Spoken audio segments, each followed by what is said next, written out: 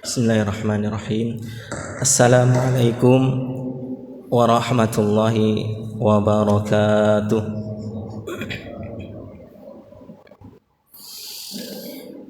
Alhamdulillahi wa kafa, wassalatu wassalamu ala nabiyyina Muhammadinil Mustafa wa ala alihi wa ala alihi wa ashabihi wa ahli sidiki wal wafa.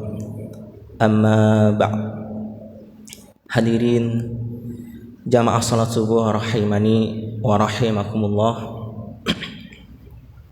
Pertama, kita bersyukur kepada Allah Subhanahu wa taala yang telah memberikan kepada kita sampai saat ini berbagai kenikmatan sehingga kita mampu melaksanakan kewajiban kita, rutinitas kita beribadah kepada Allah Subhanahu wa taala serta melakukan hal-hal yang baik dan bermanfaat dalam kehidupan kita ini.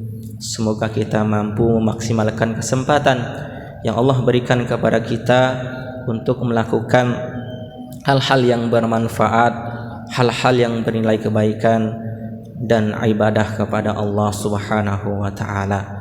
Khairun nas anfa'ahum linnas, sebaik-baiknya manusia yang bermanfaat bagi orang lain, yang memberikan kebaikan bagi orang lain.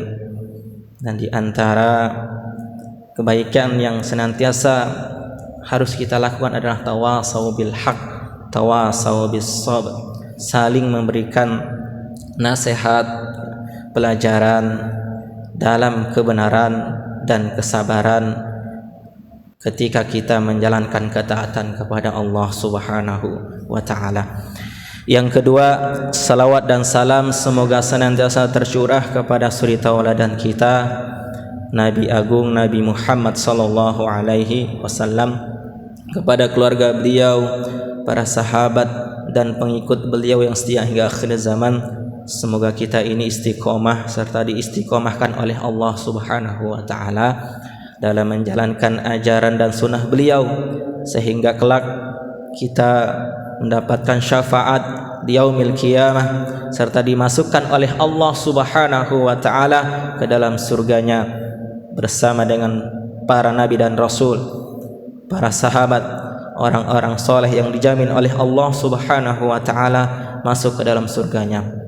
Hadirin yang berbahagia rahimakumullah, izinkan pada kesempatan ini kami membacakan dan menyampaikan beberapa hal ya, berkaitan dengan tanya jawab agama, fatwa tarjih dari tim Majelis Tarjih dan Tajdid pimpinan pusat Muhammadiyah.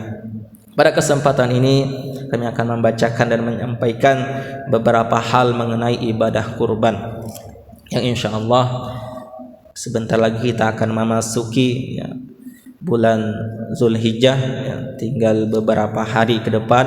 Artinya ibadah ini akan kita laksanakan, akan kita jalani dalam beberapa waktu ke depan. Ada sebuah pertanyaan, mohon dijelaskan beberapa hal yang berkaitan dengan ibadah kurban untuk dipedomani, yaitu tentang apa dan bagaimana kurban itu sendiri. Siapa yang berkewajiban melaksanakannya? Siapa yang berhak menerima daging kurban? Dan bagaimana biaya pelaksanaannya? Pertanyaan ini dari saudara Muhammad Yunus, Ketua Panitia Pelaksana Ibadah Kurban Persatuan Muslim di Powinatan, Yogyakarta. Jawaban dari tim majelis, secara singkat pertanyaan tersebut dapat kami jawab sebagai berikut. Pertama, secara bahasa istilah kurban berasal dari kata qaruba yaqrubu kurbanan, artinya pendekatan diri kepada Allah Subhanahu wa taala, karena ibadah adalah salah satu sarana untuk mendekatkan diri kita kepada Allah Subhanahu wa taala. Menurut istilah agama, kurban ialah menyembelih hewan pada hari nahar dan hari tasyrik dengan niat untuk mendekatkan diri kepada Allah Subhanahu wa taala dan sebagai realisasi rasa syukur atas nikmat yang diberikan Allah Subhanahu wa taala dalam kehidupan ini. Dari pengertian ini dapat diketahui bahwa melaksanakan kurban adalah untuk mendekatkan diri kepada Allah Subhanahu wa taala dan menaati perintahnya, bukan dengan maksud yang lain. Dari segi waktu, penyembelihan yang dapat diklasifikasi ke dalam ibadah kurban dibatasi hanya selama hari nahar, tanggal 10 Zulhijjah, setelah selesai melakukan salat Idul Adha, dan pada hari-hari tasyrik, tanggal 11, 12, dan 13 Zulhijjah. Oleh karena itu, apabila penyembelihan dilakukan sebelum atau sesudah hari tersebut, sekalipun dimaksudkan untuk ibadah kurban, maka tidaklah termasuk dalam kriteria ibadah kurban itu sendiri. Demikian juga hewan yang dapat dijadikan kurban sudah ditentukan jenisnya, yaitu unta, sapi, kerbau, kambing, atau domba. Oleh karena itu, kalau hewan yang dijadikan untuk kurban itu berupa unggas umpamanya, maka penyembelihan itu tidak termasuk dalam kriteria ibadah kurban. Yang poin selanjutnya, para ulama berbeda pendapat mengenai hukum melaksanakan kurban. Ada yang mengatakan wajib bagi yang memiliki kemampuan untuk berkurban, tetapi ada juga yang berpendapat sunnah. Terlepas dari adanya perbedaan pendapat mengenai hukum melakukan kurban, tetapi yang jelas bahwa ibadah kurban itu diperintahkan oleh Allah Subhanahu wa taala. Sebagaimana dalam surat yang populer kita dengar, yang kita sudah hafal, yaitu surat Al-Kautsar, surat yang ke-108, di ayat yang 1 dan 2, inna a'tayna kal kautsar fasholli li rabbika wanhar. Sesungguhnya kami telah memberikan kepadamu nikmat yang banyak, maka dirikanlah salat karena Rabbmu, dan berkorbanlah. Surat Al-Kautsar ayat 1 dan 2. Demikian juga firman Allah Subhanahu wa taala dalam surat Al-Hajj, surat yang ke-22 ayat yang 36, yang artinya kami bacakan, dan telah kami jadikan untuk kamu unta-unta sebagian dari syiar Allah, kamu memperoleh kebaikan yang banyak padanya, maka sebutlah olehmu nama Allah ketika kamu menyembelihnya dalam keadaan berdiri dan telah terikat.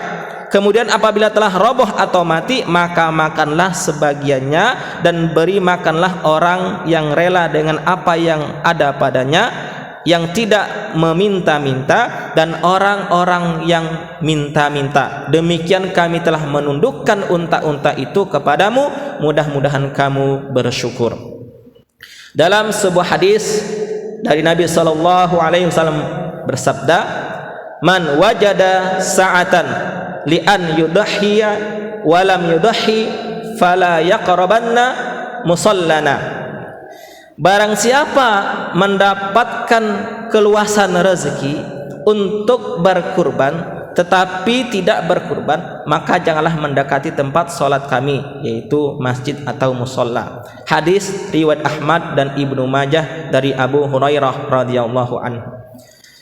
Sabda Nabi di atas menunjukkan betapa kuatnya perintah berkurban itu, sehingga Nabi mencela para sahabatnya yang mampu berkurban tetapi tidak mau melaksanakannya dengan melarang mendekati tempat ibadah sholat. Orang yang diperintahkan untuk melakukan kurban adalah orang-orang Islam yang mempunyai kemampuan, mampu berkurban baik karena mempunyai sendiri hewan kurban maupun dengan cara membeli, termasuk dalam kriteria mampu apabila hewan kurban itu didapat dengan cara menghutang, asalkan dia mempunyai kemampuan untuk membayar hutang tersebut.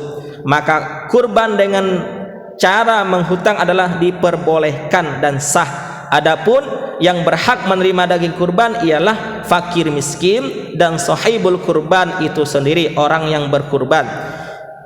Hal ini sebagaimana disebutkan dalam firman Allah Subhanahu wa taala dalam surat Al-Hajj ayat yang ke-36 di atas. Tidak ada nas yang sharih tegas yang mengatur berapa bagian yang diberikan kepada fakir miskin dan berapa bagian pula yang diambil oleh sahibul kurban. Hanya saja menurut para ulama, sebagaimana dikemukakan oleh Said Sabiq dalam kitab fikih sunnahnya, bahwa sahibul kurban berhak menerima sepertiga dari daging kurban tersebut. Said Sabiq fikih as-sunnah ya, halaman 274. Demikian juga tidak ada pembatasan bahwa fakir miskin itu harus beragama Islam. Oleh karena itu boleh juga fakir miskin yang tidak beragama Islam diberi daging kurban.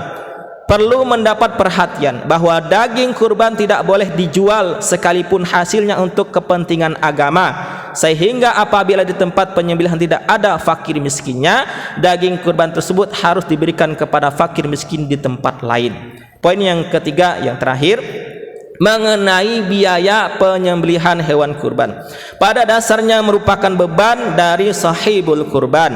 Oleh karena itu, apabila seseorang menyerahkan hewan kurban kepada panitia kurban dan panitia kurban memerlukan biaya untuk penyembelihan dan pengurusan daging kurban, maka panitia pelaksanaan bisa menerima biaya tersebut dari sahibul kurban dengan catatan sifatnya transparansi dan dijelaskan kepada sahibul kurban terkait penggunaan dari uang tersebut selain yang digunakan untuk membeli hewan kurban. Tidak boleh penyembelihan atau yang mengurusi pembagian daging kurban diberi upah yang berupa daging kurban tersebut. Hal itu sebagaimana disebutkan dalam hadis Nabi riwayat Al-Bukhari dan Muslim dari sahabat Ali radhiyallahu anhu. An Ali ibni Abi Talib qal, diriwayatkan dari Ali bin Abi Talib radhiyallahu an, ia berkata, amarani Rasulullah sallallahu alaihi wasallam an aquma ala budnihi wa an uqissima luhumaha wa juludaha wa jilalaha ala al-masakin wa la u'tiya fi jazaratiha syai'an minha.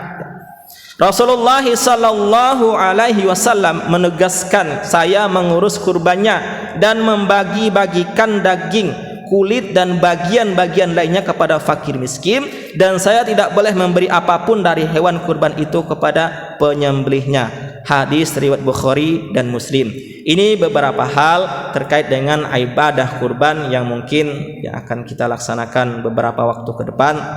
Semoga ibadah yang kita kerjakan tersebut benar-benar menjadikan kita semakin dekat kepada Allah Subhanahu wa taala. Sebagaimana tujuan dari kurban itu adalah mendekatkan diri kepada Allah Subhanahu wa taala. Demikian yang dapat kami sampaikan pada kesempatan ini. Semoga menjadi kebaikan dan manfaat bagi kami pribadi dan jamaah sekalian.